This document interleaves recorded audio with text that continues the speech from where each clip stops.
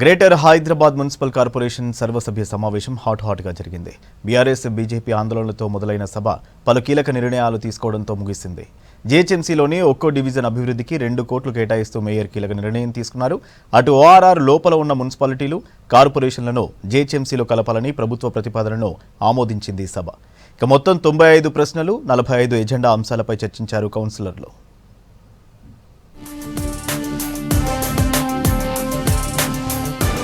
Greater Hyderabad municipal corporation council సమావేశం హాట్గా జరిగింది. ఉదయం 10:30కు సభ ప్రారంభమైంది. ముందుగా ప్రజాకవి అందశ్రీ, మాజీ MLA Maganti Gopinath, MIM corporator Muzaffar Hussain మృతి పట్ల సంతాపం తెలిపింది సభ. అన్ని పార్టీల నుంచి కార్పొరేటర్లు, ఎక్స్ అఫీషియో సభ్యులు హాజరయ్యారు. ప్రకృతి కవి జయ జయ హే తెలంగాణ రాష్ట్ర గీత రచయిత శ్రీ అందశ్రీ గారికి, వీరందరికీ అకాల మరణం మనందరికీ తీరని లోటు. వీరి సేవలను ఎప్పటికీ నగర ప్రజలు, జీహెచ్ఎంసీ గుర్తుంచుకుంటుంది. అందుకని మనం 2 నిమిషాలు మౌనం పాటించాలని ప్రజలు మిమ్మల్ని అందరినీ కోరుతున్నాను. అనంతరం కాంగ్రెస్ ప్రభుత్వం తెచ్చిన నూతన పాలసీ పారిశ్రామిక భూముల బదలాయింపుపై బీఆర్ఎస్ సభ్యులు చర్చ జరపాలని పట్టుబట్టారు. అయితే ఈ సబ్జెక్టుపై చర్చ అసెంబ్లీలో చేస్తారని, ఇక్కడ అవసరం లేదన్నారు మేయర్ గద్వాల విజయలక్ష్మి, ఎమ్మెల్సీ అద్దంకి దయాకర్. దీంతో సభలో గందరగోళం జరగడంతో సభను వాయిదా వేశారు మేయర్ గద్వాల విజయలక్ష్మి.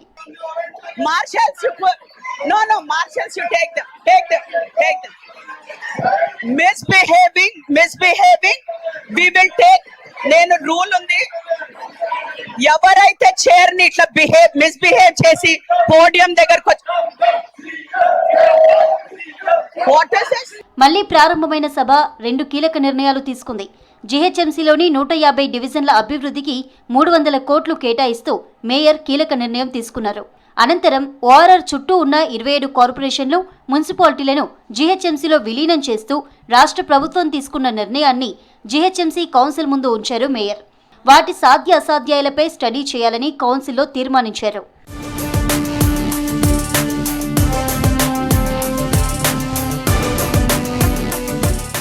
అన్ని పార్టీలతో చర్చించకుండా జీహెచ్ఎంసీలో మున్సిపాలిటీలను కలపాలనే నిర్ణయం ఎలా తీసుకుంటారని ఎంఐఎం ఆగ్రహం వ్యక్తం చేసింది. దీంతో సభలో ఈ అంశంపై చర్చించాలని డిమాండ్ చేశారు ఎంఐఎం కార్పొరేటర్లు.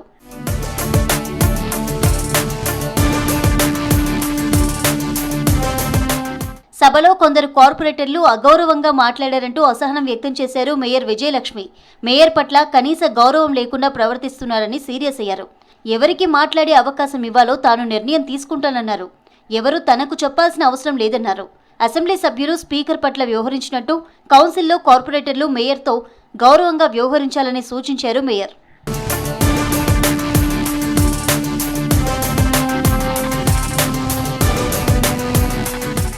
నగరంలోని పారిశుద్ధ్యంపై చర్చించారు కార్పొరేటర్లు. తమ ప్రాంతాల్లో కార్మికుల కొరత ఉందని, ఎక్కడ పడితే అక్కడ చెత్త పేరుకుపోతోందని వెంటనే క్లియర్ చేసేలా చర్యలు తీసుకోవాలని డిమాండ్ చేశారు. స్వీపింగ్ యంత్రాలు కూడా సక్రమంగా పనిచేయడం లేదని బీఆర్ఎస్ కార్పొరేటర్లు మండిపడ్డారు. ప్రతి డివిజన్కు 2 కోట్లు కేటాయించడంపై కాంగ్రెస్ కార్పొరేటర్లు హర్షం వ్యక్తం చేశారు. With a view to develop civic infrastructure in all 150 wards, it is proposed to allocate rupees 2 crore budget to each corporator division in GHMC. Vande Mataram Telangana రాష్ట్ర గీతాన్ని ఆలపించే సమయంలో కొంతమంది కార్పొరేటర్లు కూర్చొని ఉండటాన్ని తప్పుబట్టారు బీజేపీ కార్పొరేటర్లు. నిబంధనలకు విరుద్ధంగా వ్యవహరించిన కార్పొరేటర్పై క్రమశిక్షణ చర్యలు తీసుకోవాలన్నారు. అలాంటి వారిపై చట్టపరమైన చర్యలు తీసుకోవాలని డిమాండ్ చేశారు బీజేపీ కార్పొరేటర్లు.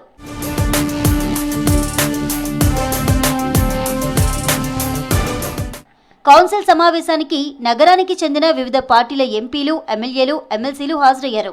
ప్రస్తుత పాలక వర్గానికి ఇదే చివరి సమావేశం కావడంతో మధ్యాహ్నం ఫోటో సెషన్ నిర్వహించారు.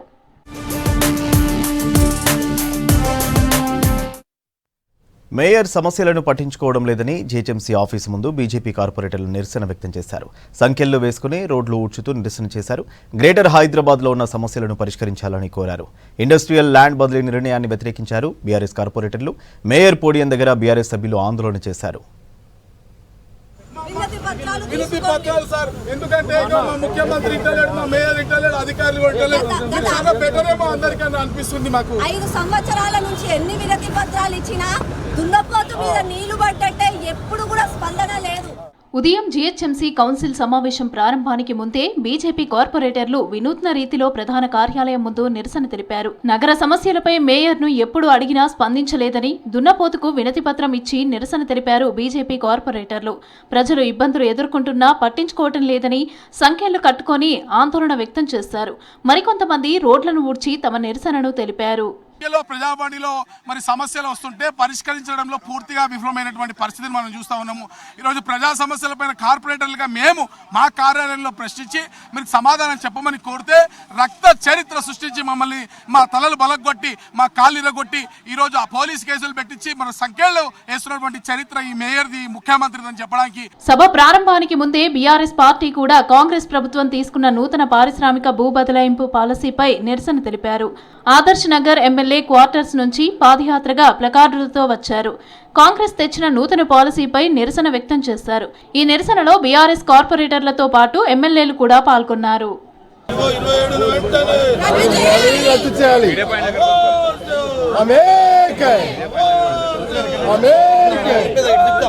జీహెచ్ఎంసీ కౌన్సిల్ సమావేశానికి ముందే హాల్లో గందరగోళం జరిగింది.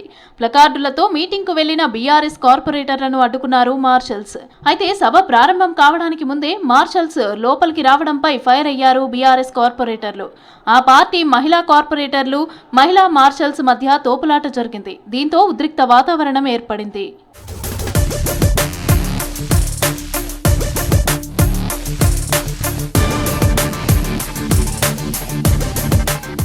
నగరంలోని సమస్యలను మేయర్ పట్టించుకోవాలని జీహెచ్ఎంసీ హెడ్ ఆఫీస్ ముందు వెరైటీగా నిరసన తెలిపారు బీజేపీ బీఆర్ఎస్ కార్పొరేటర్లు.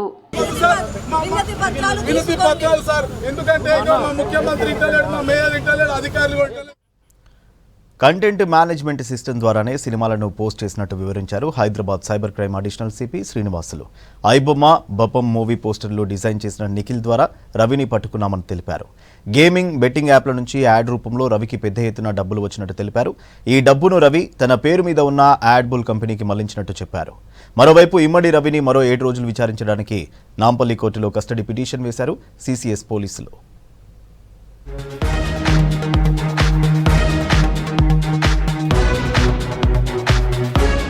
ఐబొమ్మ రవి సినిమా పైరసీపై పవర్ పాయింట్ ప్రజెంటేషన్ ఇచ్చారు cyber crime additional CP Srinivasulu. IBomma website ను మరో కంపెనీ నుంచి హోస్ట్ చేశాడన్నారు. డొమైన్ ను ఎన్జీఓగా రిజిస్టర్ చేశాడని తెలిపారు. కంటెంట్ మేనేజ్మెంట్ సిస్టమ్ ద్వారా రవి సినిమాలను వెబ్సైట్ లో పోస్ట్ చేశాడన్నారు శ్రీనివాసులు. అతనికి చాలా కాన్ఫిడెంట్ గా ఉన్నాడు. యాక్చువల్ గా దాన్ని ఓవర్ కాన్ఫిడెన్స్ అంటారు. యాక్చువల్ గా మేము అతనికి గెటింగ్ అప్ అనే ఒక సైట్ ఉంది, గెటింగ్ అప్ అనే యాప్ ఉంది. దాంట్లో ఈ హోస్టింగ్ సైట్ సంబంధించి మేము మన సైబర్ ఇన్స్పెక్టర్ ఒకసారి మెయిల్ పెట్టడం జరిగింది, ఎవరిది అని చెప్పేసి. ఈ ఒక మెయిల్ పెట్టి తప్పితే మెయిల్కి అతనే ఆన్సర్ ఇచ్చాడు. అసలు నాకు అప్పటి వరకు ఇతను ఐబొమ్మ తను రవి అని బ్యాక్గ్రౌండ్లో అప్పటి కూడా తెలియదు. మీ దగ్గర ఏం ఆధారాలు ఉన్నాయి అని మనకు అడిగాడు. అంటే జనరల్ మాకు ఆధారాలు అడుగుతున్నాడంటే ఇతను ఏంటని మేము మళ్ళీ రివర్స్ ఇంజనీరింగ్ చేయడం మొదలుపెట్టాం. జనరల్గా మీకేం ఆధారాలు ఉన్నాయని అడుగుతున్నానంటే డౌట్ వచ్చింది మాకు. అక్కడ నుంచి మళ్ళీ స్టార్ట్ అయింది. టెలిగ్రామ్ ద్వారా సినిమాలు కొనుగోలు చేసి ఐబొమ్మ, బప్పం వెబ్సైట్లలో పోస్ట్ చేశాడని తెలిపారు cyber crime additional CP Srinivas. ఆ వెబ్సైట్లలో సినిమాలు చూస్తే దాదాపు 15 గేమింగ్, బెట్టింగ్ యాడ్ నెట్వర్క్లకు వెళ్లేలా రీడైరెక్ట్ డిజైన్ చేశాడన్నారు. గేమింగ్, బెట్టింగ్ యాప్ల ప్రకటనలతో వచ్చిన డబ్బును రవికి చెందిన యాడ్బుల్ అనే కంపెనీకి మళ్లించాడని తెలిపారు శ్రీనివాసులు. అంటే ఇప్పుడు అన్నీ అడిగాము, మీరు ఎవరెవరితో మీరు అన్నిటికి వస్తే మేము ఆల్రెడీ పోస్ట్ చేసాము, ఎవరెవరితో తీసుకున్నాము, ఎక్కడ అంటే సార్ వెబ్ ప్రపంచంలో మొత్తం ఉంది సార్, అక్కడ తీసుకోవచ్చు. నేను డైరెక్ట్గా కొంతమంది అమ్మితే నేను టెలిగ్రామ్లో కొనుక్కుంటా. ఇప్పుడు దొంగ బంగారం అమ్మడానికి ఉన్నాడు, దొంగ బంగారం అమ్మేటప్పుడు నేను కొనుక్కుంటా అన్నప్పుడు కొన్నోడు కూడా తప్పే కదా. అమ్మేటోడు తప్పే, కొన్నోడు తప్పే, దుకాణం పెట్టుకునేందుకు తప్పే. సో ఇక్కడ దుకాణం కూడా దొరికింది మనకి. ఇప్పుడు దొంగలు చాలామంది ఉన్నారు అట్లా. ఇప్పుడు సైబర్ ఫ్రాడ్స్టర్స్ ఉన్నారు కదా. ఇప్పుడు ఇంతకుముందు కేసులో కానీ ఈ 3 కన్యాయాలు ఉన్నారు కదా. ఇప్పుడు ఏమన్నారు లేరు, మేము పట్టుకోవాలి. ఇక ఎక్కడెక్కడ పట్టుకోవాలి. ఒక్కొక్క కేసు చాలా లీడింగ్ వెళ్ళిపోతుంది. మీరు దాంట్లో కాంప్లిసిటీ అర్థం చేసుకోండి. ఒక కేసులో ఎంత కాంప్లిసిటీ ఉందో, ఎంతమంది కావాలి, ఎంతమంది ఎక్స్పర్ట్స్ కావాలి, ఎన్ని అవర్స్ ఆఫ్ వర్కింగ్ కావాలి, ఎంత టెక్నాలజీ కావాలి. ఐబొమ్మ రవి దొరకడానికి కారణం అతని భార్య కాదన్నారు additional CP Srinivasulu. IBomma, Bappam movie పోస్టర్లను రవి స్నేహితుడు నిఖిల్ తయారు చేశాడన్నారు. అతని ద్వారా ఐబొమ్మ రవిని పట్టుకున్నామని తెలిపారు శ్రీనివాసులు. మీరు చాలామంది మీరు అన్నారు, ఎవరో కొన్ని దాంట్లో వాళ్ళ వైఫ్ టిప్ ఆఫ్ ఇచ్చింది. అబ్సల్యూట్లీ 100 కాదు, మిలియన్ టైమ్స్ ఈస్ రాంగ్. ఈ మొన్నటి వరకు కూడా అసలు అట్లాంటి వాళ్ళ వైఫ్ కానీ వాళ్ళ సంబంధించిన వాళ్ళు కానీ ఎవ్వరు కానీ కాంటాక్ట్లో లేరు మనకు. అది వేరే రకంగా వచ్చింది. మేము 1 మంత్ నుంచి అతను ఇచ్చిన ఛాలెంజ్ని అనాలిసిస్ చేసుకుంటూ, అసలు అతను దొరుకుతాడని మాకు గ్యారంటీ కూడా లేకుండే అప్పుడు. నిజానికైతే అనాలిసిస్ చేసుకుంటూ అలా లీడింగ్ క్వశ్చన్స్ని లీడింగ్ యొక్క డేటాని చేసుకుంటూ పోతే ఒక పర్సన్ మనకు ఫైండ్ అవుట్ అయ్యాడు. అతని నంబర్ ఫైండ్ అవుట్ అయింది. ఆ నంబర్ ఫైండ్ అవుట్ అయిన సిడిఆర్ తెలుసు కదా, మీరు అంతా చేసుకుంటూ పోతే లాస్ట్కు ఇతను ఫైండ్ అవుట్ అయ్యాడు. నేను వాళ్ళ భార్య గురించి మనకైతే మేము విచారణ కానీ ఇట్లా కానీ చేయలేదు. సో వాళ్ళ భార్య ఏమైనా ఇంకా కాంటాక్ట్లో వస్తే మాత్రం ఈమెకి అన్నీ తెలియవు, ఎప్పటికో విడిపోయారని చెప్తున్నాడు. ఎప్పుడో విడిపోయారని చెప్తున్నారు. అతను he's from Vizag. CCS cyber crime పోలీసులు 5 రోజులు ఐబొమ్మ రవిని విచారించారు. ఆర్థిక లావాదేవీలు, పైరసీ నెట్వర్క్, సాంకేతిక కార్యకలాపాలపై ఎంక్వైరీ చేశారు. రవి బ్యాంక్ ఖాతాలు, కుటుంబ సభ్యులు, స్నేహితుల ద్వారా జరిగిన డబ్బు ట్రాన్స్ఫర్, విదేశీ కరెన్సీ బదిలీలపై దర్యాప్తు పూర్తి చేశారు పోలీసులు. ఇప్పటి వరకు అరౌండ్ మోర్ దాన్ 20 crores అయితే సంపాదించినట్టు దాంట్లో ఉన్నాయి. 3 crores అయితే ఆల్రెడీ అతన్ని నెట్ బ్యాంక్లో ఉన్నవి సీజ్ చేయడం జరిగింది ఆల్రెడీ. అప్పుడే మీకు సారు పెట్టిన సిపి గారు పెట్టినప్పుడే. ఇప్పుడు ఇంకా అనాలిసిస్లో ఇంకా మొత్తం చెప్పడం ఏంటంటే, రేపొద్దున ఇంకా ఏఐ అండ్ Web3 అనే ఒక టెక్నాలజీ వస్తుంది. అంటే అది మీకు కూడా తెలిసి ఉంటుంది. Web3 టెక్నాలజీ వచ్చినప్పుడు ఇప్పుడు మనం Web2లో ఉన్నాం. అంటే ఏదైనా సరే 2 dimension దాంట్లో ఉన్నాం. Web2లో ఉన్నాం. Web2లో నుంచి Web3కి వెళ్ళిపోయినప్పుడు ఆల్మోస్ట్ ఇంకా చాలా టఫ్ అవుతుంది. ఇంకా ట్రేసింగ్ అనేది చాలా అనానిమస్ అవుతుంది అని. తర్వాత ఏఐ యూజ్ చేస్తే ఇప్పుడు చూసిన అందరిది సినిమా యాక్టర్స్ది, పాపులర్ ఫిగర్స్ అందరిది ఏఐ ఫిగర్స్ వస్తున్నారు. అది వాళ్ళ ఇస్తున్నారు, నిజంగా ఇచ్చి వాళ్ళదా లేకపోతే వేరేవాడు చేసిండా ఏం లేకుండా అయిపోతుంది. ఇంకా చట్టాలు క్లియర్గా రావాలి. ఐబొమ్మ, బప్పం వెబ్సైట్స్ నుంచి ఇమ్మడి రవి 20 కోట్లు సంపాదించినట్లుగా గుర్తించగా ఇప్పటికే 3 కోట్లు సీజ్ చేశారు పోలీసులు.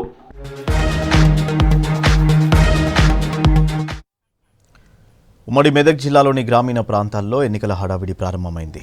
ఎన్నికల షెడ్యూల్ విడుదల కావడంతో గ్రామాల్లో వ్యూహాలకు పదును పెడుతున్నారు అభ్యర్థులు. రాజకీయ పార్టీలకు అతీతంగా జరిగే ఎన్నికలైనప్పటికీ జిల్లా, మండల స్థాయి పార్టీల నేతలు తమ మద్దతుదారులను పోటీలో ఉంచేందుకు ప్రయత్నాలు చేస్తున్నారు. ఇదే అంశానికి సంబంధించి మరింత సమాచారం శ్రీధర్ అందిస్తారు. ఉమ్మడి మెదక్ జిల్లా వ్యాప్తంగా గ్రామ పంచాయతీ ఎన్నికల హడావిడి ప్రారంభమైంది. ఉమ్మడి మెదక్ జిల్లాలో 1613 గ్రామ పంచాయతీలు ఉండగా దాదాపు రిజర్వేషన్ల ప్రక్రియ పూర్తయిన తర్వాత ఇప్పటికే అభ్యర్థులు కూడా ఎవరు పోటీలో ఉంటారని దాదాపు ఒక క్లారిటీ వచ్చారు. అయితే అన్ని పార్టీలకు సంబంధం లేకపోయినప్పటికీ నియోజకవర్గ స్థాయిలో, జిల్లా స్థాయిలో నేతల్ని ప్రసన్నం చేసుకొని పార్టీ మద్దతుదారులుగా ఉంటూ పోటీకి సిద్ధమవుతున్నారు. మరోవైపు స్వతంత్ర అభ్యర్థులు కూడా చాలా వరకు పోటీలో ఉంటున్నారు.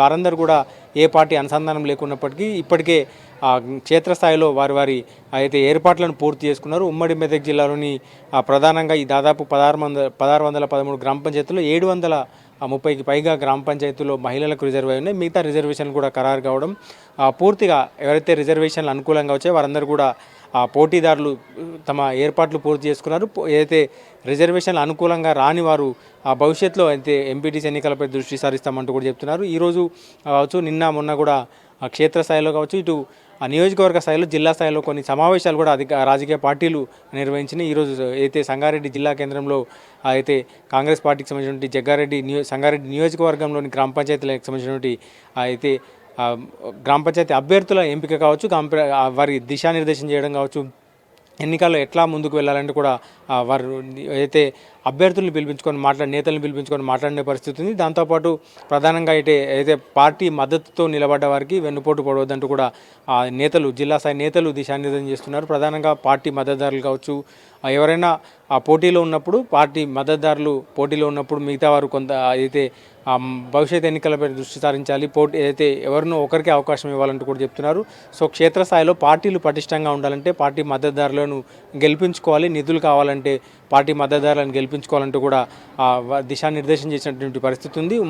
మొత్తం ఉమ్మడి మెదక్ జిల్లాలో ఎక్కువగా చాలా వరకు గ్రామీణ స్థాయిలో కావచ్చు, ఎక్కువ హైదరాబాద్ ఇతర ప్రాంతాల్లో పనిచేసే ఉద్యోగులు కావచ్చు, వారందరూ కూడా ఆ ఉద్యోగాలను వదులుకొని గ్రామీణ స్థాయిలో తమ రాజకీయ భవిష్యత్తుకు ప్రారంభించేందుకు ఈ గ్రామ పంచాయతీ ఎన్నికలను వేదిక చేసుకుంటున్నారు. చాలా వరకు గత ఎన్నికల్లో కూడా యూత్ ఎక్కువగా పోటీలో నిలిచేందుకు ఉత్సాహం చూపారు. ఈసారి కూడా గ్రౌండ్ ప్రిపేర్ చేసుకుంటున్నారు. గత కొంతకాలంగా జనంతో టచ్లో ఉండడం కావచ్చు, సోషల్ మీడియాలో టచ్లో ఉండడం కావచ్చు, వివిధ గ్రామాల్లో జరిగే చిన్న చిన్న యాక్టివిటీస్లో కూడా పాల్గొంటూ జనంతో టచ్లో ఉండే ప్రయత్నం చేస్తున్నారు. సర్పంచ్ ఎన్నికల్లో పోటీ చేస్తే ఎట్లాంటి కార్యక్రమాలు చేయబోతున్నాము, భవిష్యత్తులో గ్రామ పంచాయతీకి సంబంధించినటువంటి అభివృద్ధి కార్యక్రమాలు ఎట్లా పాల్గొనబోతున్నాం అంటూ కూడా జనంతో చెప్పుకునే ప్రయత్నం చేస్తున్నారు. రిజర్వేషన్లు కూడా అనుకూలంగా రావడంతో వారందరూ కూడా ఈరోజు షెడ్యూల్ విడుదలైన వెంటనే గ్రామాల్లో ఇప్పటికే సమావేశాలు ప్రారంభించారు. గ్రామాల్లో కావచ్చు, ఇటు వార్డు మెంబర్లను కావచ్చు, వారందరినీ కూడా అయితే రిజర్వేషన్లకు అనుకూలంగా వార్డు మెంబర్లు ఎన్నుకోవడం కావచ్చు, వార్డు మెంబర్ల సెలక్షన్ కావచ్చు, వీటన్నిటిపైన దృష్టి సారించారు. ఇప్పటికే రాజకీయాల్లో పూర్తి స్థాయిలో గ్రామీణ స్థాయిలో రాజకీయాలు వేడెక్కాయి. పూర్తిగా చర్చలు జరుగుతున్నాయి. ఎవరు పోటీలో ఉండబోతున్నారు, ఎక్కువ మంది పోటీలో ఉంటే ఎట్లాంటి సిచ్యువేషన్ ఉండబోతుంది, ఆ రిజర్వేషన్ ఎట్లా వచ్చిందనే దానిపైన గ్రామీణ స్థాయిలో చర్చలు అయితే కొనసాగుతున్నాయి. మొత్తంగా ఉమ్మడి మెదక్ జిల్లాలో గతంతో పోలిస్తే ఈసారి యూత్ ఎక్కువగా పోటీ చేసే అవకాశం ఉందని కూడా చెప్తున్నారు. ఇప్పటికే పూర్తిగా అధికారులు అయితే క్షేత్రస్థాయిలో, గ్రామాల స్థాయిలో అయితే ఎన్నికలకు సంబంధించిన ఏర్పాట్లు పూర్తి చేసుకున్నారు. మరోవైపు షెడ్యూల్ కూడా విడుదలైంది. ఈ నేపథ్యంలో పూర్తిగా గ్రామాల్లో ఈ నవంబర్ 17 నుంచి డిసెంబర్ ఎండింగ్ వరకు కూడా జరిగే ఈ ఎన్నికల ప్రక్రియ మొత్తం సజావుగా సాగేందుకు అన్ని ఏర్పాట్లు కూడా చేసినామని చెప్పి అయితే అధికారులు చెప్తున్నటువంటి పరిస్థితి. షెడ్యూల్ విడుదల కావడంతో క్షేత్రస్థాయిలో ఒకవైపు రాజకీయాలు, ఇటు జిల్లా స్థాయి నేతలను కూడా ప్రసన్నం చేసుకునే ప్రయత్నం చేస్తున్నారు. తమకు పార్టీ మద్దతు కూడా కావాలంటూ కూడా చెప్తున్నారు. మరోవైపు స్వతంత్ర అభ్యర్థులు కూడా తమ అదృష్టాన్ని పరీక్షించుకునేందుకు ఈ ఎన్నికలకు సిద్ధమవుతున్నారు. మొత్తంగా ప్రధానంగా ఒకవైపు అభివృద్ధి ఎజెండాతో పాటు స్థానికంగా పలు అవసరాలకు నిలబడే వ్యక్తులను కావచ్చు, పాతతరం రాజకీయాలు కావచ్చు, కొత్త తరం రాజకీయాలను ప్రోత్సహించాలంటూ కూడా యూత్ ఎక్కువగా గ్రామాల్లో ఇప్పటికే తిరుగుతూ సోషల్ మీడియాను వాడుకుంటూ కావచ్చు, కొత్త తరంగా అభ్యర్థులకు సంబంధించినటువంటి పాజిటివిటీ కావచ్చు, నెగిటివిటీ దానిపైన ఎక్కువగా గ్రామాల్లో చర్చ జరుగుతుంది. మరోవైపు పార్టీల ప్రభావం కూడా ఉండే అవకాశం ఉన్న నేపథ్యంలో పార్టీల మద్దతు కూడా కోరుతున్నారు. మరోవైపు స్థానిక అంశాలను ఎన్నుకుంటున్నారు. అంటే ఒకవైపు అయితే ప్రధానంగా సంగారెడ్డి జిల్లాలోని పారిశ్రామిక ప్రాంతాల్లో పొల్యూషన్ కావచ్చు, ఇతర ప్రాంతాల్లో అంటే రోడ్లు, వీటన్నిటిపైన కూడా దృష్టి సారించి తమ ఎన్నిక జరిగితే ఇట్లాంటి వాటిని తమ గ్రామంలో ఉన్నటువంటి అభివృద్ధి పనులు కావచ్చు, రోడ్లు వేయించడం కావచ్చు, గ్రామాల్లో ఎప్పటి నుంచో పేరుకపోయిన సమస్యల్ని పరిష్కరించే ప్రయత్నం చేస్తామంటూ కూడా అభ్యర్థులు ఇప్పటికే గ్రామాల్లో ప్రచారం చేస్తున్నారు. సో మొత్తంగా ఓవరాల్గా గ్రామ పంచాయతీ ఎన్నికల షెడ్యూల్ విడుదలైన తర్వాత గ్రామాల్లో ఎన్నికల హడావిడైతే ప్రారంభమైంది. కెమెరామెన్ రాజుతో శ్రీధర్ వీస్ న్యూస్, మెదక్ జిల్లా నుండి. రాష్ట్రంలో గ్రామ పంచాయతీ ఎన్నికల షెడ్యూల్ విడుదల కావడంతో ఉమ్మడి మహబూబ్ నగర్ జిల్లాలోని గ్రామాల్లో ఎన్నికల కోలాహలం నెలకొంది. 3 విడతల్లో గ్రామ పంచాయతీల్లో ఎన్నికలు జరగనున్నాయి. ఎన్నికల షెడ్యూల్ విడుదల కావడంతో ఆశావహులంతా పోటీకి సిద్ధమవుతున్నారు. మహబూబ్ నగర్ జిల్లాలో ఎన్నికల సందడిపై మరింత సమాచారం బాలకృష్ణ అందిస్తారు. గ్రామ పంచాయతీ ఎన్నికలకు సంబంధించి తెలంగాణ రాష్ట్ర ఎన్నికల కమిషన్ ఎన్నికల షెడ్యూల్ని విడుదల చేసింది. 3 విడతల్లో ఎన్నికలు జరగబోతున్నాయి. సో దాదాపుగా 2 ఏళ్ల నుంచి గ్రామాల్లో గ్రామ పంచాయతీ ఎన్నికలకు సంబంధించి ఎదురుచూపులు చూస్తున్న తరుణంలో ఈ ఎన్నికల నోటిఫికేషన్ షెడ్యూల్ విడుదల కావడంతో ఒక్కసారిగా కూడా గ్రామాల్లో గ్రామ పంచాయతీ ఎన్నికలకు సంబంధించిన నగారం మోగింది. ఒక ఎన్నికల సందడి అయితే మొదలైందని చెప్పవచ్చు. 3 విడతల్లో ఈ ఎన్నికలు జరగబోతున్నాయి. డిసెంబర్ 11, 14, 17 ఈ 3 విడతల్లో జరగబోతున్న ఎన్నికలకు సంబంధించి ఉమ్మడి మహబూబ్నగర్ జిల్లాలో చాలా పెద్ద సంఖ్యలో గ్రామ పంచాయతీల ఓట్లు జరగబోతున్నాయి, ఎన్నికలు జరగబోతున్నాయి. ఇందులో రాష్ట్రంలోనే అత్యధికంగా గ్రామ పంచాయతీలు ఉన్నటువంటి జిల్లాల్లో మహబూబ్నగర్ జిల్లా ఒకటిగా చెప్పవచ్చు. ఎందుకంటే 1678 గ్రామ పంచాయతీలు మహబూబ్నగర్ జిల్లాలో, ఉమ్మడి మహబూబ్నగర్ జిల్లాలోనే అటు మహబూబ్నగర్, నారాయణపేట, నాగర్కర్నూల్, జోగులాంబ, గద్వాల, వనపర్తి జిల్లాలు, ఈ 5 కొత్త జిల్లాల పరిధిలో 1678 గ్రామ పంచాయతీలకు ఎన్నికలు జరగబోతున్నాయి. సో గ్రామ సచివాలయానికి సంబంధించినటువంటి ఎన్నికలు ఇవి. దీంతోపాటు గ్రామ పంచాయతీకి సంబంధించిన వార్డులు కూడా 12,600 వార్డులకు సంబంధించినటువంటి ఎన్నికలు జరుగుతున్నాయి. సో అన్ని ప్రాంతాల్లో కూడా 3 విడతల్లో ఎన్నికలు జరగబోతున్నాయి. ఉదయం 7 గంటల నుంచి మధ్యాహ్నం 1 గంటల వరకు పోలింగ్ ఉంటుంది. మధ్యాహ్నం 2 గంటల నుంచి కౌంటింగ్ ప్రక్రియ జరగబోతున్నట్టుగా షెడ్యూల్ని రాష్ట్ర ఎన్నికల సంఘం విడుదల చేసిన నేపథ్యంలో గ్రామాలంతా కూడా, ఆశావాళ్ళంతా కూడా ఎన్నికల కోసం అవుతున్నటువంటి వాతావరణం అయితే మనకు స్పష్టంగా మొదలైందని చెప్పవచ్చు. ఒక జిల్లాలో ఏ ప్రాంతాల్లో మొదటి విడత, 2 విడతల్లో ఎన్నికలు జరగబోతున్నాయనే విషయాన్ని కనుక పరిశీలిస్తే మహబూబ్నగర్ జిల్లాలో 16 మండలాలు ఉంటే అందులో 423 గ్రామ పంచాయతీలకు 3674 వార్డు సభ్యులకు సంబంధించినటువంటి ఎన్నికలకు జరగబోతున్నాయి. ఇందులో మొదటి విడతలో 423 గ్రామ పంచాయతీలకు సంబంధించి 139 మొదటి విడతలో ఎన్నికలు జరిగితే 151 రెండో విడత, 133 మూడో విడతలో గ్రామ పంచాయతీలకు ఎన్నికలు జరగబోతున్నాయి. అట్లాగే నాగర్ కర్నూలు జిల్లాలో 20 మండలాల పరిధిలో మొత్తం 460 గ్రామ పంచాయతీలు ఉన్నాయి. ఇందులో మొదటి విడతలో 151, రెండో విడతలో 151, మూడో విడతలో 158కి సంబంధించినటువంటి గ్రామ పంచాయతీల్లో ఎన్నికలు జరగబోతున్నాయి. అట్లాగే హయ్యెస్ట్గా ఇక్కడ ఈ జిల్లాలోనే 4102 వార్డులకు సంబంధించినటువంటి ఎన్నికలు జరగబోతున్నాయి. వనపర్తి జిల్లాలో కూడా 15 మండలాలు ఉన్నాయి. ఇక్కడ 268 గ్రామ పంచాయతీలు ఉన్నాయి. మొదటి విడతలో 87, రెండో విడతలో 94, మూడో విడతలో 87 గ్రామ పంచాయతీలకు సర్పంచ్లకు ఎన్నికలు జరగబోతున్నాయి. ఇందులో 2436 వార్డులకు సంబంధించి ఎన్నికలు జరగనున్నాయి. నారాయణపేట జిల్లాలో మొత్తం 13 మండలాలు ఉంటే 272 గ్రామ పంచాయతీ సర్పంచ్లకు ఎన్నికలు జరగబోతున్నాయి. ఇందులో 67 మొదటి విడతలో, రెండో విడతలో 95, మూడో విడతలో 110 ఈ 3 విడతల్లో కూడా గ్రామ పంచాయతీ ఎన్నికలు జరగబోతున్నాయి. ఇందులో 2466 వార్డులకు ఎన్నికలు జరగనున్నాయి. ఇక జోగులాంబ గద్వాల జిల్లా, ఈ జిల్లాలో కూడా 13 మండలాలు ఉన్నాయి. ఇందులో 255 గ్రామ పంచాయతీలకు ఎన్నికలు జరగనున్నాయి. మొదటి విడతలో 106, రెండో విడతలో 74, మూడో విడతలో 75. సో మొత్తంగా ఉమ్మడి మామనాడు జిల్లా వ్యాప్తంగా 1678 ఈ లిస్ట్ అనేది రాష్ట్రంలోని అత్యధికమైనటువంటి గ్రామ పంచాయతీలకు సంబంధించిన లిస్టు. ఉమ్మడి మామనాడు జిల్లా అటు భౌగోళికంగానే కాకుండా గ్రామ పంచాయతీల వారిగా కూడా హైయెస్ట్ లిస్ట్గా చెప్పవచ్చు. సో 1678 గ్రామ పంచాయతీ ఎన్నికలకు సంబంధించినటువంటి కోలాహలమైనటువంటి వాతావరణం ఉమ్మడి మామనాడు జిల్లా వ్యాప్తంగా కూడా నెలకొని ఉందని చెప్పవచ్చు. 12602 వార్డులకు ఎన్నికలు జరగబోతున్నాయి. సో అటు వార్డు మెంబర్లు కానీ ఇటు సర్పంచుల అభ్యర్థులంతా కూడా అందరూ కూడా ఆశావాలు చాలా రోజులుగా ఎదురు చూస్తున్నటువంటి తరుణం రావడంతో ఒక్కసారిగా సందడి వాతావరణం అయితే గ్రామాల్లో కనిపిస్తుంది. ఇక నామినేషన్ల ప్రక్రియ మొదలయ్యే నాటి నుంచి అటు పోలింగ్ జరిగే వరకు కూడా గ్రామాల్లో ఒక కోలాహలం పండగ వాతావరణం అయితే మనకు స్పష్టంగా ఎన్నికల వేడి అనేది స్పష్టంగా ఎదురుగాబోతుంది. ప్రధాన రాజకీయ పార్టీలతో పాటు అటు ఇండిపెండెంట్ కూడా ఎక్కువగా పోటీ చేసే అవకాశం ఉంటుంది. ఇది రాజకీయ పార్టీలతో పాటు వ్యక్తి ప్రాధాన్యత అనేది ఖచ్చితంగా చెప్పవచ్చు. ఆ ప్రాధాన్యత అనుకూలంగానే ఓటు ప్రభావం చేసే అవకాశం ఉంటుంది. సో గ్రామ పంచాయతీ ఎన్నికలు అనగానే ఎక్కడెక్కడో ఉన్న వాళ్ళంతా కూడా ఈ ఓటులో పాల్గొనబోయే అవకాశం ఉంది. కాబట్టి వాళ్ళంతా కూడా సమీకరించి గ్రామాల్లో ఒక పండగ వాతావరణం కనిపించే అవకాశం ఉంది. ఇది గ్రామ పంచాయతీ ఎన్నికలకు సంబంధించిన అప్డేట్. కెమెరా పర్సన్ శ్రీనివాస్ కలిసి బాలకృష్ణ, V6 న్యూస్, మహబూబ్ నగర్. హైదరాబాద్లో జరిగిన క్రికెట్ ఫైనల్ మ్యాచ్లో డిజైన్ వాల్స్ జట్టు విజయం సాధించింది. CRYA క్రికెట్ ప్రీమియర్ లీగ్ 2వ సీజన్ విజేతగా డిజైన్ వాల్స్ నిలిచింది. క్రైస్ట్ వారియర్స్ జట్టుపై డిజైన్ వాల్స్ జట్టు 10 పరుగుల తేడాతో విజయం సాధించింది. టైటిల్ పోరులో మొదట బ్యాటింగ్ చేసిన డిజైన్ వాల్స్ 20 ఓవర్లలో 4 వికెట్ల నష్టానికి 195 పరుగులు చేసింది. క్రైస్ట్ వారియర్స్ నిర్ణీత ఓవర్లలో 7 వికెట్లకు 185 పరుగులే చేసింది. కృతార్థ ప్లేయర్ ఆఫ్ ది మ్యాచ్గా నిలిచాడు. విజేతలకు బహుమతులు ప్రదానం చేశారు గోపు బాలరెడ్డి, సింగరెడ్డి, షోరెడ్డి.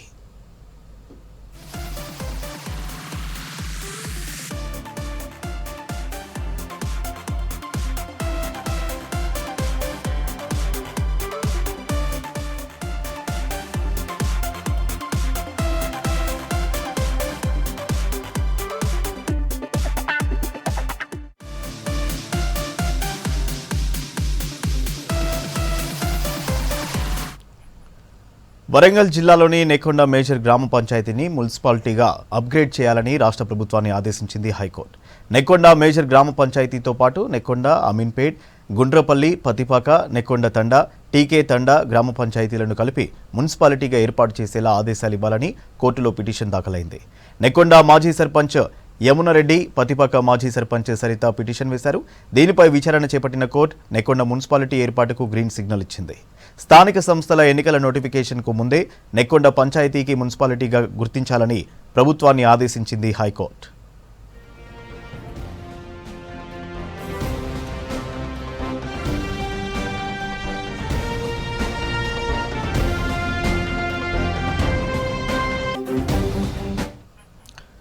మేడ్చల్ జిల్లా గట్కేసర్లో భారీ కొండ చిలువ కలకలం సృష్టించింది. స్థానిక చెరువు సమీపంలోని రోడ్డుపై అడ్డంగా వెళ్లింది.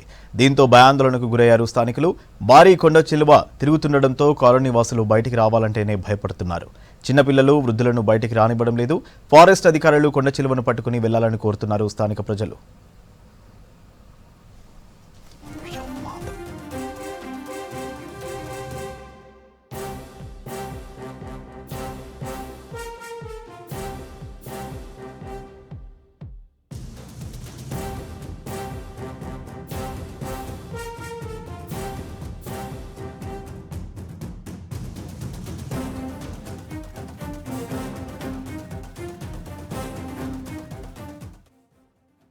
మేడ్చల్ జిల్లా గట్కేసర్లో భారీ కొండ చిలువ కలకలం సృష్టించింది. స్థానిక చెరువు సమీపంలోని రోడ్డుపై అడ్డంగా వెళ్లింది.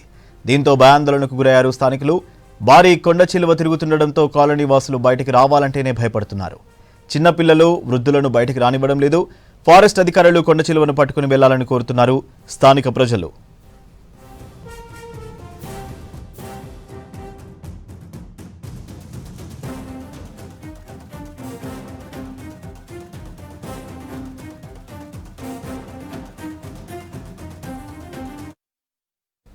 నిజామాబాద్ నగరంలోని అయ్యప్ప ఆలయంలో అరుదైన దృశ్యం అందరినీ ఆశ్చర్యపరిచింది. అయ్యప్ప మాలాధారణ వేసుకున్నారు ఇద్దరు ట్రాన్స్జెండర్లు. దేవాలయంలో గురుస్వామి, ప్రధాన అర్చకుడు రమేష్ శర్మ ఆధ్వర్యంలో ప్రజ్ఞా, ప్రియా అనే ఇద్దరు ట్రాన్స్జెండర్లు అయ్యప్ప మాల ధరించారు. తాము అయ్యప్పను ఆరాధిస్తామని, గురుస్వాముల సూచనలు, అనుమతితో మాల దీక్ష తీసుకున్నామని తెలిపారు transgenders.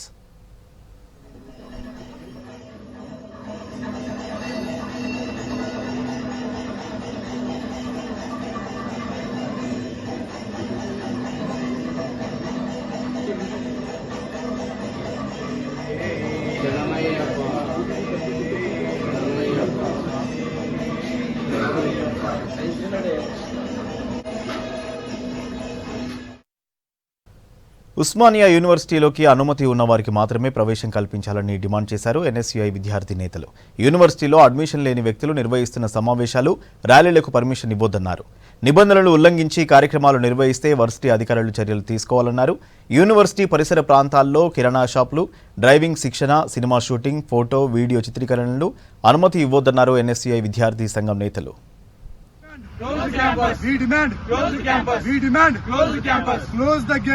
Open the future. Close the gate. Open the future. Close the gate.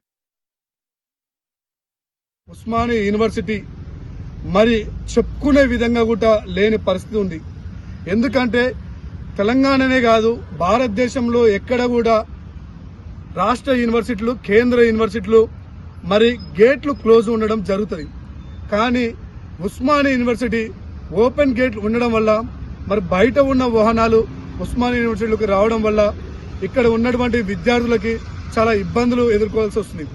దానితో పాటు చుట్టుపక్కల ఉన్నటువంటి తార్నాక, విద్యానగర్, శివం రోడ్, అంబర్పేట్, అప్సిగూడ ఈ ప్రాంతాల నుంచి వస్తున్నటువంటి కొందరు అవుట్ సైడర్స్ ఎవరైతున్నారో ఈవినింగ్ పూట, సాయంకాలం వేళ వచ్చి ఇక్కడ డ్రగ్స్ కి, అదేవిధంగా మద్యపానం సేవించడం, పాను, గుట్కా, స్మోకింగ్ అలాంటి అలవాట్లు ఇక్కడికి వచ్చి చేయడం వల్ల ఇక్కడ నిబద్ధతోటి మరి ఎంతో ఆశలతోటి వచ్చినటువంటి విద్యార్థులు చదువు కోసం ఇక్కడికి వచ్చినటువంటి అలాంటి కల్చర్ను చూసి ఇక్కడ ఉన్నటువంటి విద్యార్థులు కూడా మరి చెడు అలవాట్లకు మరి ఆకర్షితులు అవ్వడం జరుగుతుంది.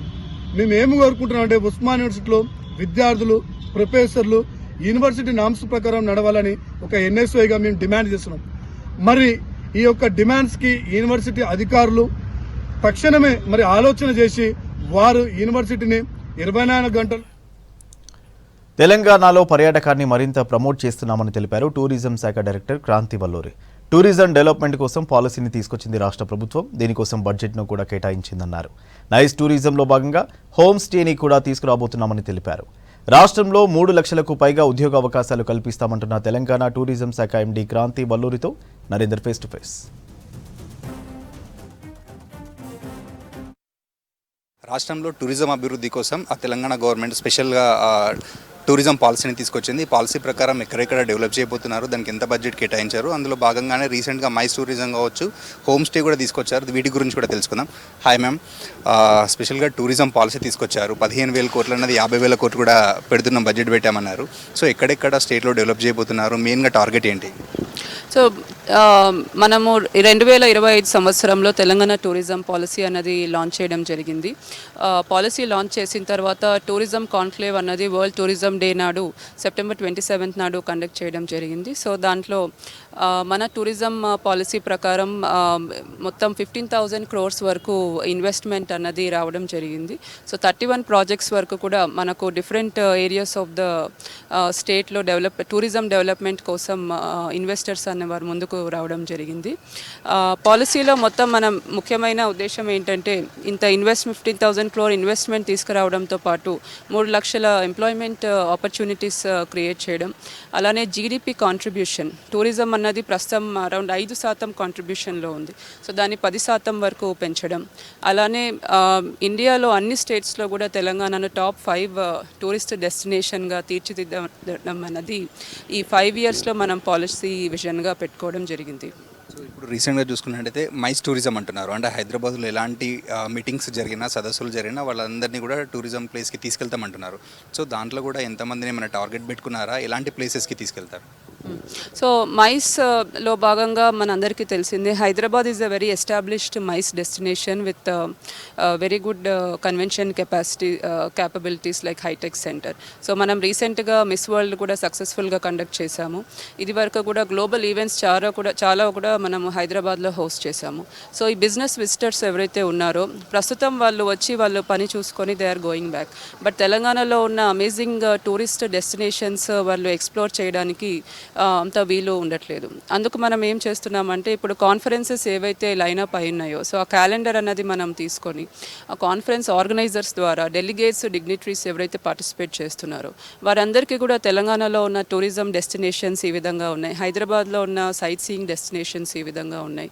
సో మీరు మీ స్టే ఎక్స్టెండ్ చేసుకోండి, 1-2 days ఎక్స్టెండ్ చేసుకొని తెలంగాణను కూడా ఎక్స్ప్లోర్ చేసి వెళ్ళండి, ఇక్కడున్న రిచ్ కల్నరీ హెరిటేజ్ ఎక్స్ప్లోర్ చేసి వెళ్ళండి. సో వీటన్నిటి మీద కూడా ఒక మనము కస్టమ్ టూర్స్ అనే బ్రోచర్ తయారు చేసి ప్యాకేజెస్ తయారు చేసి బిజినెస్ టూరిస్ట్కి స్పెషల్గా మనము ముందుగానే అడ్వాన్స్డ్గా మెయిల్స్ పంపించడం, వారి వెబ్సైట్లో అప్లోడ్ చేయించడం, ఇవన్నీ కూడా చేసి వారు ఒక మనం క్యాప్షన్ కూడా తీసుకొచ్చాము, వర్క్, వాండర్ అండ్ వండర్.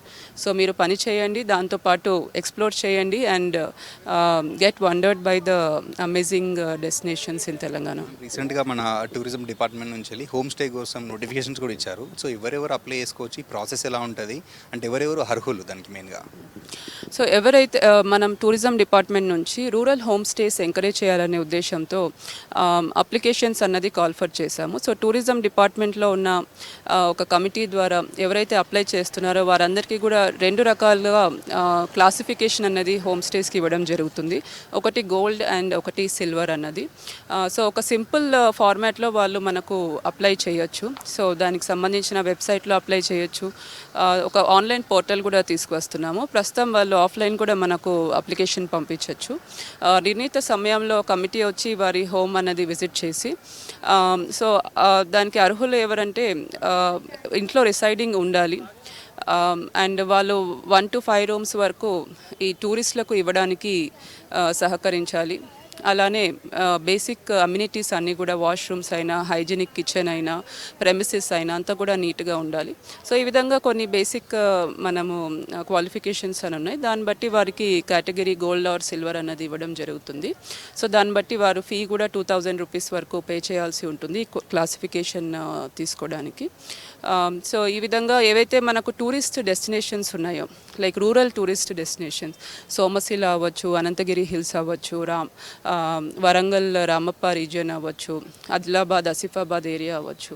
సో అక్కడ మనకు టూరిజం అసెట్స్ ఇన్ఫ్రాస్ట్రక్చర్ ఉన్నాయి, మంచి టూరిస్ట్ ప్లేసెస్ ఉన్నాయి, కానీ అక్కడ అకామిడేషన్ అన్నది కొంచెం మనకు తక్కువగా ఉంది. సో అక్కడ ఈ విలేజ్లో ఉన్న రూరల్ హోమ్ స్టేస్ ఎంకరేజ్ చేయడం ద్వారా టూరిస్టులకు కూడా ఒక మంచి ఎక్స్పీరియన్స్ అన్నది ఉంటుంది. అక్కడ లోకల్ విలేజ్లో ఉన్న కల్చర్ ఏంటి, ట్రెడిషన్స్ ఏంటి, ఎటువంటి ఫుడ్ వారు తింటున్నారు, ఇవన్నీ కూడా వారు స్వతహాగా చూస్తూ రూరల్ ఎక్స్పీరియన్స్ని పొందుతూ దగ్గర ఉన్న టూరిస్ట్ లొకేషన్ కూడా వారికి విజిట్ చేయడానికి అవకాశం ఉంటుంది. సో ఇది ఓవరాల్గా చూసుకున్నట్టయితే అంటే టూరిజం డెవలప్మెంటే కాదు, ఉద్యోగ అవకాశాలు కూడా టూరిజం శాఖ అయితే కల్పిస్తున్నామని చెప్తున్నారు. కెమెరామెన్ మహేష్తో Narender, V6 news, Hyderabad. Hyderabad Sanath Nagar ESI hospital ప్రమాదంలో ఒకరు చనిపోవడం బాధాకరమన్నారు మంత్రి వివేక్ వెంకటస్వామి. హాస్పిటల్లో చికిత్స పొందుతున్న కార్మికులను పరామర్శించారు. గాయపడిన వారు కోలుకుంటున్నారని తెలిపారు. ప్రమాదానికి కారణమైన కాంట్రాక్టుపై విచారణ చేపడతామన్నారు. ప్రమాదానికి కారణమైన వారిపై చర్యలు తీసుకుంటామన్నారు మంత్రి Vivek Venkataswamy. ESI hospital renovation పనులు చేస్తుండగా లిఫ్ట్ కుప్పకూలడంతో కార్మికులకు తీవ్ర గాయాలయ్యాయి. ఈఎస్ఐ హాస్పిటల్లో ఏదైతే దీంట్లో ఒక కార్మికుడు చనిపోయినాడు, ఒక కార్మికుడు సీరియస్గా ఉన్నాడు ఐసీయూలో. ఇంకా 3 కార్మికులు ఇక్కడ ట్రీట్మెంట్ పొందుతున్నారు. ఎవరైతే చనిపోయినారో అది ఇన్స్టెంట్లీ చనిపోవడం జరిగింది. ఐసీయూలో ఉన్న వ్యక్తిని నిజంగానే డాక్టర్స్ అందరు కూడా ఇమ్మీడియట్ స్కల్ ఆపరేషన్ చేసి ఏదైతే క్లాట్ అయిందో ఆ క్లాట్ తీసేసి ఆ పేషెంట్ని, ఆ కార్మికుడిని బ్రతికించే స్థాయిలో తీసుకురావడం జరిగింది. ఇంకా కొన్ని డేస్ అబ్జర్వేషన్ ఉంటుంది. ఇంకా 2 కార్మికులు వారు సరిగా ట్రీట్మెంట్ తీసుకొని రికవరీ బాగా నడుస్తుంది. ఫ్రాక్చర్స్ అయినాయి, వారికి కూడా ఆపరేషన్ కావడం జరిగింది. ఈ దుర్ఘటనలో సిపిడబ్ల్యూడి కాంట్రాక్టర్ ఎవరైతే ఉన్నారో వారిపైన ఎంక్వైరీ చేసి ఏం లోపాలు ఉన్నాయో, ఎందుకంటే ఇలాంటి నో యాక్సిడెంట్ వర్క్ చేసే బాధ్యత సిపిడబ్ల్యూడి వారి కాంట్రాక్టర్ది. స్టేట్ గవర్నమెంట్ వారు ఆల్రెడీ సెక్రటరీ లేబర్ గారు ఈ విషయంలో దృష్టి తీసుకుంటున్నారు. నేను వారికి స్ట్రిక్ట్ ఆదేశాలు ఇస్తున్నాను. సరిగా ఎంక్వైరీ చేసి ఎవరైతే బాధితులు ఉన్నారో వారిపైన చర్యలు తీసుకోవాలని చెప్పి ఆదేశాలు ఇవ్వడం జరిగింది. ఇంకా ట్రీట్మెంట్, మెడికల్ ట్రీట్మెంట్ కూడా డాక్టర్స్ అందరు కూడా మంచిగా చూసుకుంటున్నారు. ఇంకేమైనా వారికి స్పెషల్ ట్రీట్మెంట్ ఏమైనా అవసరం ఉంటే డెఫినెట్లీ సింగూరు డ్యాం ఆనకట్టకు మరమ్మతులపై నీటిపారుదల అధికారులు సమాలోచనలు చేస్తున్నారు. డ్యాంలో ఉన్న నీళ్లు ఖాళీ చేయడమా లేదంటే ప్రత్యామ్నాయం ఆలోచించాలా అన్నదానిపై మల్లగుల్లాలు పడుతున్నారు. హైదరాబాద్తో పాటు పలు జిల్లాలకు తాగునీటితో పాటు సాగునీటికి సింగూరు నుంచి నీళ్లు అందిస్తున్నారు. డ్యాం పూర్తిగా ఖాళీ చేస్తే ఇబ్బంది అని భావిస్తున్నప్పటికీ ఖాళీ చేయకుండా ఆనకట్టకు రిపేర్లు సాధ్యం కాదన్న అనుమానం వ్యక్తమవుతుంది. అయితే ఖాళీ చేయకుండా సింగూరు ఆనకట్టకు రిపేర్లు చేయొచ్చని అంటున్నారు నిపుణులు.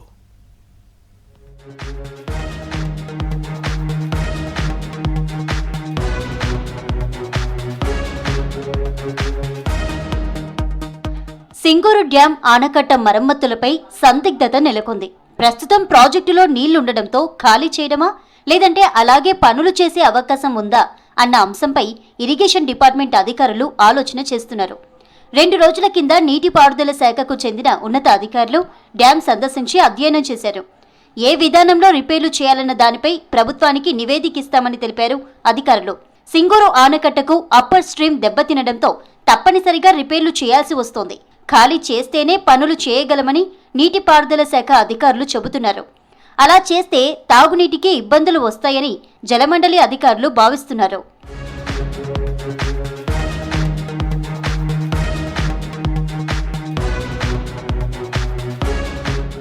సింగూరు ప్రాజెక్టు ఆనకట్ట దెబ్బతిన్నదని 2 ఏళ్లుగా నేషనల్ డ్యామ్ సేఫ్టీ అథారిటీ హెచ్చరిస్తోంది. 16 టీఎంసీలకు మించి నీటిని నిల్వ చేస్తే డ్యాంకు ప్రమాదకరమని వెంటనే మరమ్మతులు చేపట్టాలని సూచించింది. అయితే ఇప్పుడు తప్పనిసరిగా మరమ్మతులు చేపట్టాల్సిన పరిస్థితి ఏర్పడింది. మంజీరా నదిపై 1989లో సింగూరు డ్యాంను నిర్మించారు. 29.9 టీఎంసీల పూర్తిస్థాయి నీటి నిల్వ సామర్థ్యంతో నిర్మించారు.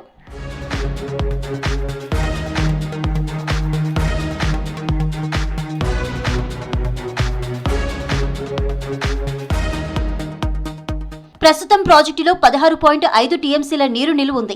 ఈ ప్రాజెక్టు కింద ప్రతి ఏటా హైదరాబాద్కు తాగునీటి కోసం 6.9 టీఎంసీలు, మిషన్ భగీరథ కింద ఉమ్మడి మెదక్, నిజామాబాద్ జిల్లాలకు తాగునీటి కోసం 5.7 టీఎంసీల నీళ్లు అవసరమవుతున్నాయి. దీంతో పాటు 40,000 ఎకరాల ఆయకట్టుకు సాగునీటిని విడుదల చేస్తూ వస్తున్నారు. ఈ ప్రాజెక్టు నుంచే ఘనపూర్, నిజాం సాగర్ ఆయకట్టు కోసం నీళ్లు వదులుతున్నారు. ఆనకట్ట రివిట్మెంట్ డ్యామేజ్ అవుతూ వస్తుండగా పలుమార్లు తాత్కాలిక రిపేర్లు చేశారు. అయినా మళ్లీ ఆనకట్ట రివిట్మెంట్ దెబ్బతింటూ వస్తోంది. ఇప్పుడు శాశ్వత ప్రాతిపదికన రిపేర్లు చేయాల్సిన అవసరం ఏర్పడింది. సింగూర్ జలాశయంకు చాలా ఇబ్బంది కలిగే పరిస్థితి వస్తుందని చాలామంది అభిప్రాయపడుతున్నారు. దానికి మెయిన్ డిప్లీషన్ ఆఫ్ వాటర్ అనేది ఒక సబ్జెక్టు. ఆ డిప్లీషన్ ఆఫ్ వాటర్ అయినట్టయితే ఆల్మోస్ట్ 6.96 టీఎంసీ మన హైదరాబాద్కు, తర్వాత అప్పుడు 6 టీఎంసీ అనేది ఆల్మోస్ట్ 3 డిస్ట్రిక్ట్స్ అంటే మెదక్, సంగారెడ్డి, తర్వాత కామారెడ్డి, ఈ డిస్ట్రిక్ట్స్కు వాటర్ తాగేతందుకు ఎట్లా? మరి తాగేతందుకు లేకపోతే మరి 1.5 years మరి ఇవన్నీ ఇండస్ట్రియల్ ఉన్నది. పట్టణ్ చెరువు ఏరియాలో చాలా ఇండస్ట్రీస్కు వాటరు కావాలి. మరి డిప్లీట్ చేస్తే చాలా ఇబ్బంది కలిగే విషయంలో సింగూరు రిపేర్ల కోసం 2020లోనే 16.05 కోట్లు మంజూరయ్యాయి. కానీ రిపేర్ చేయాల్సిన ప్రాంతమంతా నీటిలోనే ఉండడంతో సాధ్యం కాలేదు. దీంతో 2019 నుంచి గత వర్షాకాల సీజన్ వరకు ఇసుక బస్తాలతో తాత్కాలికంగా నెట్టుకొచ్చారు. ప్రస్తుతం రివిట్మెంట్ మరమ్మతుల కోసం 26 కోట్లు అవుతాయని, మొత్తం ప్రాజెక్టు రిపేర్ల కోసం 61 కోట్ల నిధులు అవసరమవుతాయని అంచనా వేస్తున్నారు. ఆనకట్ట అప్స్ట్రీమ్ దెబ్బతినడం, పగుళ్లు ఏర్పడటం వంటి ప్రమాదం నెలకొంది. వెంటనే మరమ్మతులు చేయకుంటే పగుళ్లు పెరిగి పెద్దవై డౌన్ స్ట్రీమ్లో ఇబ్బందులు తలెత్తుతాయని, ఆ ప్రభావం దిగువన ఉన్న మంజీరా డ్యాం, నిజాం సాగర్ ప్రాజెక్టులతో పాటు పలు చెక్ డ్యాంలపై ఉంటుందని ఎన్డీఎస్ఏ హెచ్చరికలు జారీ చేసింది. ఎగ్జిస్టింగ్ అప్స్ట్రీమ్ సైడ్ రివిట్మెంట్ మాత్రమే పాడైపోయిందని డిఎస్ఆర్పి రిపోర్టు 100% దాన్ని కరెక్ట్ చేయాలనేది. దాన్ని డిప్లీట్ చేస్తారా, డిప్లీట్ లేకుంటే మళ్ళీ దాన్ని వేరే మెథడాలజీతో చేస్తారనేది ఒక పెద్ద సబ్జెక్ట్. ఇప్పుడు పరిస్థితి ఏంటంటే డిప్లీట్ చేయకుండా 700 మీటర్స్ 800 మీటర్స్ ఎక్కడైతే అక్కడ డిస్టర్బ్ అయిందో అది డౌన్ స్ట్రీమ్ సైడ్ ఏం కాలేదు, only up stream side revetment మాత్రమే అయింది. అది దానికి ఆల్టర్నేటివ్గా ఫేస్ వైజ్ చేయాలి. డ్యాంలో నీళ్లు ఖాళీ చేయడం వల్ల తాగు సాగునీటికి ఇబ్బంది అవుతుందని అభిప్రాయపడుతున్నారు నిపుణులు. దానికి బదులుగా అప్స్ట్రీమ్లో నీళ్లు ఖాళీ అయ్యే కొద్దీ రిపేర్లు చేసుకుంటూ వెళ్లడం మంచిదని అంటున్నారు. రబీ సీజన్లో రైతులు పంటలు వేసుకుంటారు కాబట్టి దానికి అనుగుణంగా నీటిని విడుదల చేస్తూ తాగునీటి కోసం అవసరమైన నీటిని కూడా ఇస్తూ ముందుకు వెళ్లాలని సూచిస్తున్నారు. అలాగే దిగువన ఉన్న చెక్ డ్యాంలు, ఇతర నీటి వనరులు ఏవైనా ఉంటే వాటిలో పంటల కోసం నీటిని నిల్వ చేసే అవకాశం ఉంటే ఆలోచించాలని అంటున్నారు. దీంతో పాటు సింగూరు డ్యాంకు అదనంగా ఒక కంట్రోలర్ ఏర్పాటు చేయడం ద్వారా 5-6 టీఎంసీల నీటిని నిల్వ చేయొచ్చని సూచిస్తున్నారు. వాటర్ అనేది కంటిన్యూస్గా drinking is the main subject. తర్వాత నెక్స్ట్ ఏంటంటే ఇట్లాంటి పరిస్థితి వస్తుందని అందరికీ ఎప్పుడైనా ఊహించారు, ఎన్నోసార్లు రిపేర్ చేశారు. అప్స్ట్రీమ్ సైడ్ 3 సార్లు రివిట్మెంట్ మీద రివిట్మెంట్ పెట్టారు, అయినా ఇలాంటి పరిస్థితి వస్తున్నది. మరి ఎందుకు వస్తున్నది? మరి ఎంబాంక్మెంట్ బాగున్నది, డౌన్ స్ట్రీమ్ సైడ్ బాగున్నది, హార్టింగ్ సెక్షన్ బాగున్నది. మరి హార్టింగ్ డౌన్ స్ట్రీమ్ సైడ్ బాగున్నప్పుడు ఇది ఎందుకు వస్తున్నది? డిప్లీట్ చేసి, డిప్లీట్ అంటే ఓన్లీ అప్ స్ట్రీమ్ సైడే తీసేస్తారు. టోటల్ ప్రాజెక్ట్ డ్యామ్ కూలగొట్టే అవసరం లేదు, డ్యామ్ తీసే అవసరం లేదు, ఖాళీ చేసే అవసరం లేదు. అప్ స్ట్రీమ్ సైడ్ మాత్రమే ఉంది. నీళ్లు ఖాళీ చేయకుండా ప్రత్యామ్నాయ మార్గాల్లో సింగూరు డ్యాం ఆనకట్ట రిపేర్లు చేపట్టేలా ఇరిగేషన్ శాఖ ఆలోచన చేయాల్సిన అవసరం ఉంది. లేదంటే ఏడాది పాటు తాగు సాగునీటికి ప్రజల అవస్థలు ఎదుర్కొనే అవకాశం ఉంది.